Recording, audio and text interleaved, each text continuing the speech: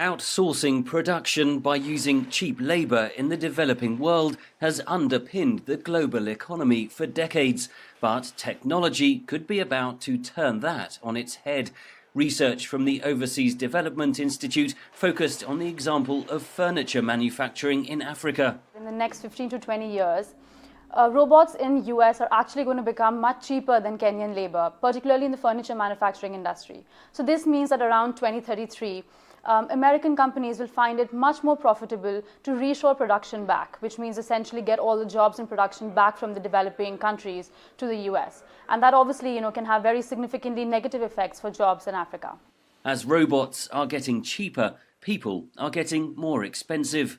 So the cost of a robot or the cost of a 3D printer, they're declining at similar levels, around 6% annually. So, that's a significant decline, whereas wages in developing countries are rising. By 2038, the ODI predicts it will be cheaper to make clothing in the United States using robots than to import it from Ethiopia.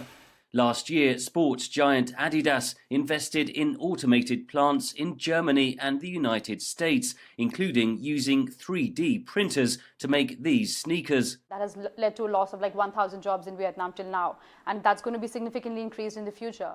Adidas bosses say they do not envisage further large-scale reshoring of jobs, but there is no doubting the challenges posed by automation to manual labour in developing countries. Some are fighting back.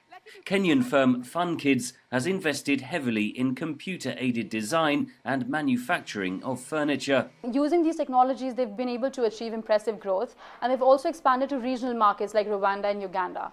FunKids' CEO says the government needs to match her firm's enthusiasm for technology. We have machines that sit idle because we don't have skilled people. There's many people who need jobs, yes, we agree. But if they have no skill, I'd love to employ you, but you need a skill. Otherwise, you cannot operate our machines. So we are urging all institutions, government, please, let's take this skills gap as a crisis. That call is echoed by the ODI report authors, who urge African governments to use the current window of opportunity to build industrial capabilities and digital skills before the jobs crunch hits. Henry Ridgewell for VOA News, London.